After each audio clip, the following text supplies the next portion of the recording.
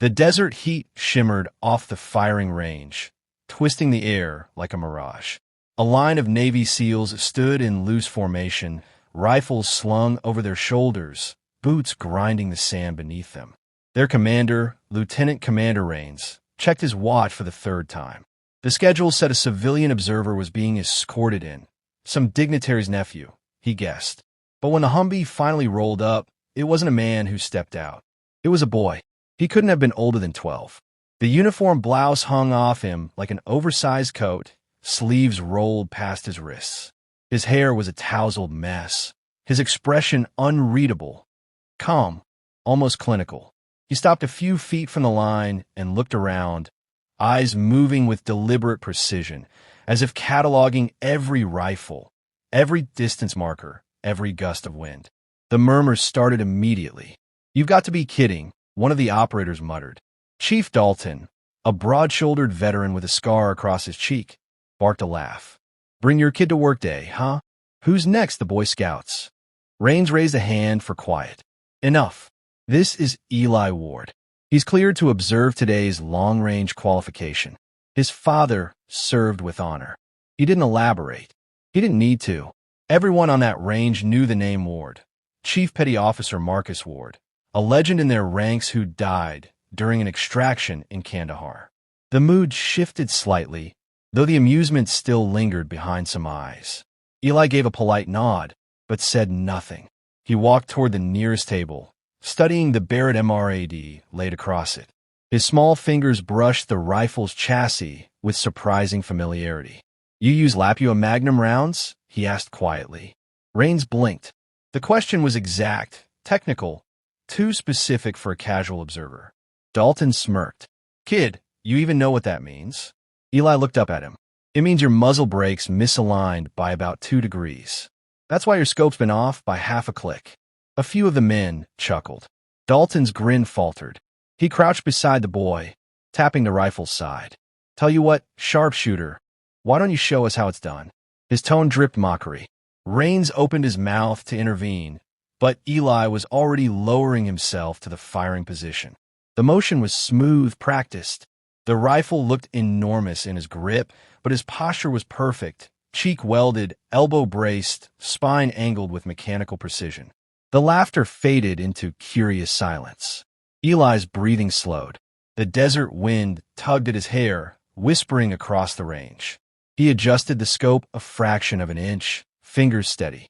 The world around him seemed to narrow until only the barrel and the distant steel target existed. Then, crack! The shot rang out, echoing across the dunes. A half-second later, a faint clang drifted back. The spotter blinked at his monitor. Dead center.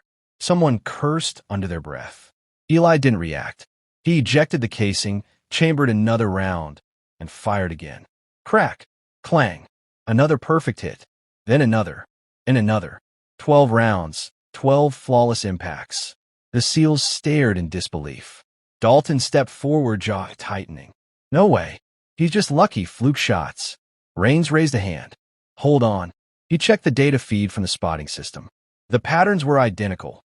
Each shot precisely corrected for wind, drag, and spin drift. There was no randomness. No chance. Eli rose from the stool, brushing sand from his sleeves. His face remained calm, almost distant, but his voice carried a quiet certainty. "It's just math," he said. "Everything moves in patterns. You just have to listen." Rain studied him carefully. "Who taught you that?" "My dad," Eli replied, glancing at the horizon. "He said the world talks all the time. Most people are just too loud to hear it." Something in the tone, the simplicity, the truth of it, made Rains pause. Around them, the operators shifted uneasily. The mockery had vanished, replaced by something else. A faint, reluctant respect tinged with unease. Dalton muttered, "No kid should shoot like that." Rains ignored him. He walked over and crouched beside the boy, lowering his voice. "That wasn't luck. You compensated faster than most trained snipers could. Have you shot like that before?" Eli hesitated, searching for words. "Sometimes I see where things want to go, like the bullet's already decided, and I just agree with it." Rains exhaled slowly. The boy wasn't boasting. He was explaining something he didn't fully understand. There was no arrogance in his voice, only clarity. The commander straightened, looking back at his men. Reset the targets. Dalton frowned. Sir, we've got scheduled drills. Reset them, Rains repeated. His tone left no room for argument. The team complied, hauling new steel plates into place. Rains handed Eli a fresh magazine. One more run. Try the moving targets this time. Eli nodded. No hesitation. The targets began to slide along rails, simulating erratic enemy movement. The boy adjusted his aim slightly between breaths.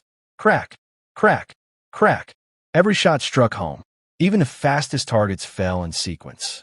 When it was over, silence blanketed the range. The desert wind carried only the faint smell of gunpowder. Dalton stared at the boy, eyes narrowing as confusion replaced pride. What you, kid? Eli turned toward him, expression unreadable. Just someone who listens. Rains's radio crackled faintly, but he barely heard it. His gaze remained fixed on the boy. There was something beneath the surface, something deliberate, trained, or perhaps entirely beyond training. As the sun dipped lower, casting long shadows across the range, Rains dismissed the team. The men drifted away, still glancing over their shoulders. Only Eli remained, staring downrange, as if he could see through the heat shimmer to something far away. Rains approached quietly. You did well today, he said. Eli didn't turn. It's easier out here, he murmured. No noise, just the wind. Rains nodded, though he didn't understand. You got a gift. The boy finally looked at him, a flicker of sadness in his eyes. Gifts are just heavy things you can't put down. The commander opened his mouth to respond, but Eli was already walking toward the waiting Humvee, boots crunching softly in the sand. Rains watched him go, a strange unease settling in his chest. He didn't know what the boy was, or how he'd done what he'd done, but he knew one thing for certain. This was only the beginning. The briefing room felt colder than the range had been, though the air conditioning hummed low and steady. Commander Rains sat at the far end of the table, a file open before him, the boy's name, Eli Ward, stamped in bold letters across the top. Around him, 3 men from Naval Intelligence and 1 civilian scientist whispered among themselves, their voices a low murmur of disbelief. On the monitor behind them, footage replayed in slow motion. Eli's perfect shots, each bullet landing with surgical precision. The scientist, Dr. Niles, leaned forward. That level of correction isn't human reflex, he said flatly. It's prediction. He's compensating before environmental data stabilizes. He's acting on information he shouldn't yet have. Rains rubbed the bridge of his nose. You're saying he's guessing? Not guessing, Niles replied. Knowing. The word lingered uneasily. Across the table, one of the intelligence officers, Lang, tapped a finger against the desk. Sir, that boy shouldn't exist. Rains looked up sharply. Explain. Lang hesitated, glancing toward the civilian. He's connected to a project that was buried years ago. DARPA ran a human optimization initiative, Project Eidolon. They were testing predictive cognitive frameworks. Soldiers who could anticipate combat variables faster than any computer. Rains frowned. And you think Eli's part of that? I know he is, Lang said. His father was one of the test subjects. Marcus Ward. He volunteered for the early trials. The commander sat back, jaw tightening. Marcus Ward died, saving 6 men in Kandahar. That's the record I know. Niles nodded slowly. He did. But before he deployed, he authorized one more experiment, prenatal adaptation. They wanted to see if the neurological imprint could transfer genetically. The project shut down before results were ever documented. The room fell silent. Rains looked again at the boy's face frozen on the screen, focused still, eerily calm. He remembered the line Eli had spoken. It's just math. You just have to listen. Does he know? Rains asked quietly. Niles shook his head. Doubtful. He's probably experiencing sensory input in a way he can't articulate. His perception runs faster than ours. He doesn't see what's happening. He sees what's about to. Outside, a soft knock interrupted the tension. The door opened, and Eli stepped in, escorted by Dalton. The chief's earlier bravado was gone, replaced by something close to caution. "Sir, you asked for him," Dalton said. Rains nodded. "Thanks, Chief." He motioned for Eli to sit. The boy obeyed, folding his hands on the table. His posture was careful, deliberate, like a student at attention. "Eli," Rains began, keeping his tone even, "we've been reviewing your performance. You're aware that what you did isn't ordinary."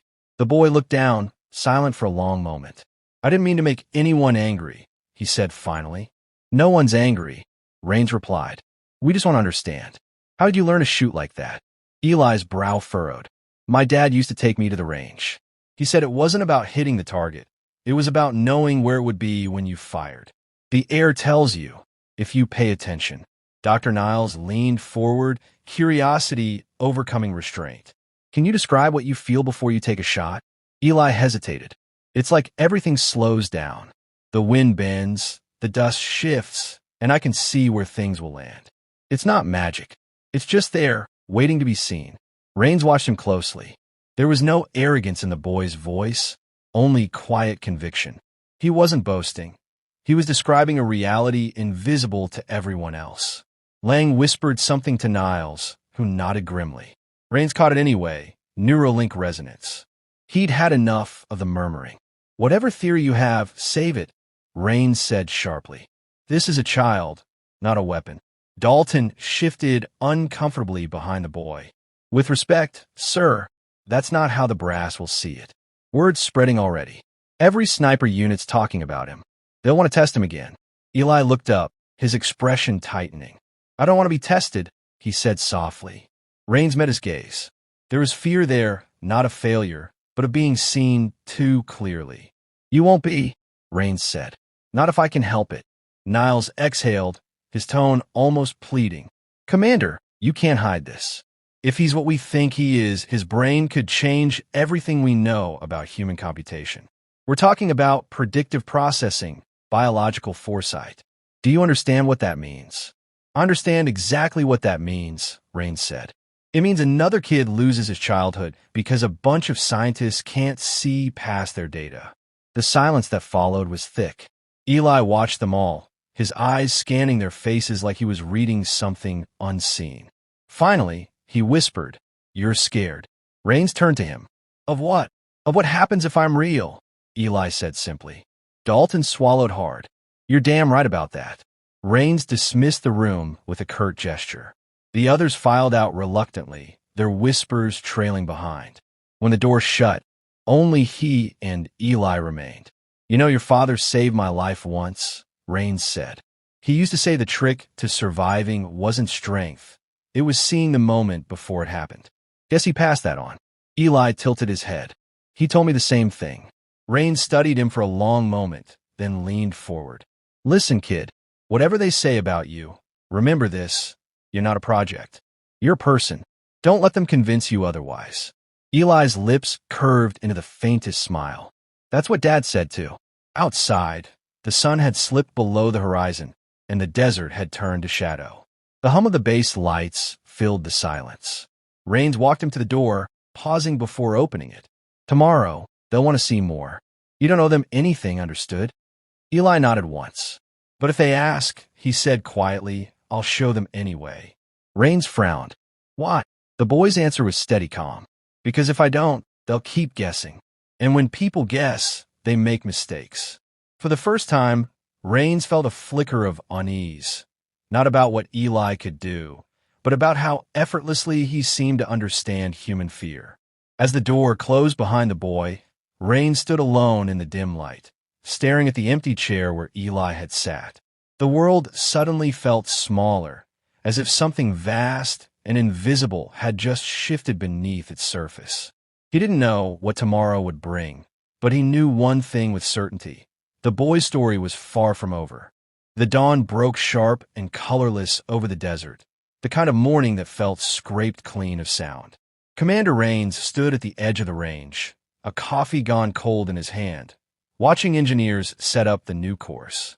The air was filled with quiet urgency, tripods, sensors, ballistic monitors, and a target so distant it might as well have been on another planet. The boy was late, though Rains suspected that was deliberate. Everyone wanted him to show up. Everyone also feared what would happen when he did. When the Humvee finally appeared on the horizon, the technicians fell silent. Eli stepped out without a word, his uniform neater this time, though the sleeves were still too long. His eyes flicked over the equipment, the rows of men, the distant target, taking it all in with that same unsettling composure. Rains met him halfway. "You sure about this, son?" he asked quietly. Eli nodded once. "They said it's the last one." Rains's expression hardened. "They say a lot of things." He glanced toward the observation deck, where suits from Washington waited behind mirror glass. "They call this trial the Hollow Wind. No one's ever hit the target. Not once."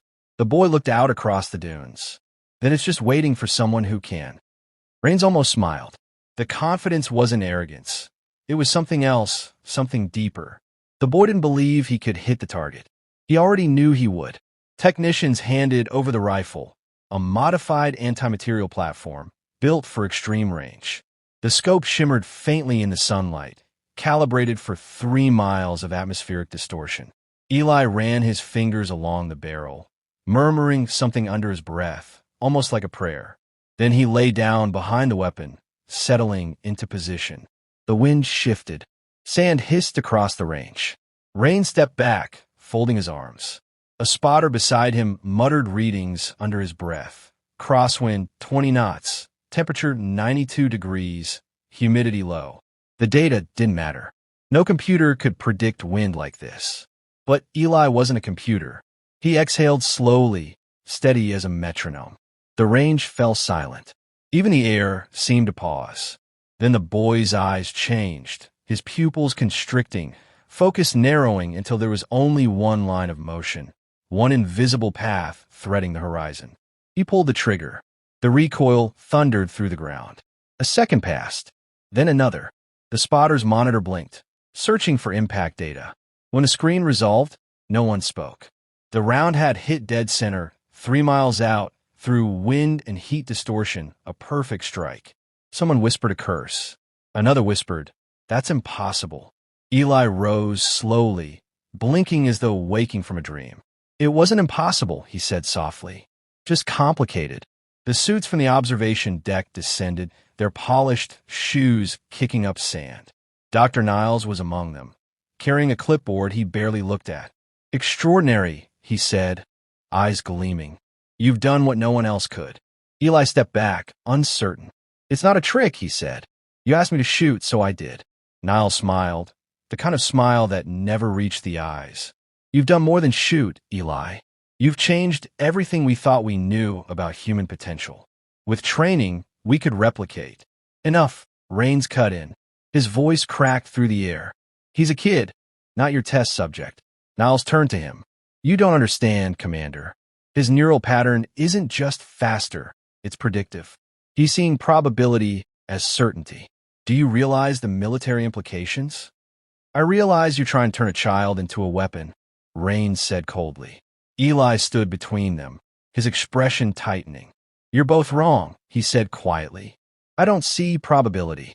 I just see what's already there." The words hung heavy. Rains felt a chill run down his spine. Niles stared as if he'd just heard a foreign language. "Already there?" Eli nodded. "Everything happens before it happens. People just notice late." Rains stepped closer, lowering his voice. "You don't have to do this again. Not for them." But Eli's eyes stayed fixed on the target. "It's not for them." He turned, gaze unwavering. "It's for Dad." He said the world always pushes until someone pushes back. Rains wanted to argue, but the conviction in the boy's tone stopped him. He saw Marcus Ward in that look. The same quiet defiance, the same refusal to be defined by fear. Behind them, the technicians began disassembling the rig. The suits were already making calls, their voices clipped with excitement. Rains ignored them. He knelt beside Eli and placed a hand on his shoulder. "Listen to me. Whatever they decide, you've got a choice. Don't forget that." Eli looked up at him. "Do I?" Rains hesitated. The question wasn't rhetorical. It was a warning. Later, in the commander's quarters, the boy sat alone at the window, staring into the growing twilight. The desert stretched endless and quiet, the same landscape his father had trained on years before. He traced invisible lines in the air with one finger, angles, trajectories, possibilities. Rains entered quietly, setting a small envelope on the table. "It's a copy of your father's service record," he said. "Thought you should have it." Eli picked it up, turning it over carefully. "Was he like me?" Rains shook his head. "No one's like you, Eli. But he believed in the same thing you do. That people can be better than what they're told to be." The boy looked back out the window. "Then maybe that's what I'll be." The lights dimmed. Somewhere outside, an aircraft hummed low, fading into the horizon. Rains joined him at the window, both of them silent for a long time. "They'll want to study you," Rains said finally. "They'll tell you it's for progress. Don't let them take away your voice." Eli's reflection met his in the glass, calm, older than his years. "They can't take what they don't understand." Rains almost smiled. "You sound like your father." Eli didn't answer. He rose, slipping the envelope into his jacket, and walked toward the door. "Where are you going?" Rains asked. "Home," the boy said simply. Rains knew he wouldn't stop him. Some things didn't need permission. As the door closed behind Eli, the commander turned back to the window. On the distant range, a single light blinked from the target's sight, steady, unwavering. By morning, the brass would call it a miracle. The scientists would call it evolution. But Rains understood it differently. It wasn't a weapon that had been born in that desert. It was something rarer, something untamed, the proof that the human spirit could still surprise the world. He took a deep breath, watching the dawn begin again, and whispered to the empty room, "Guess the world's still got a few miracles left."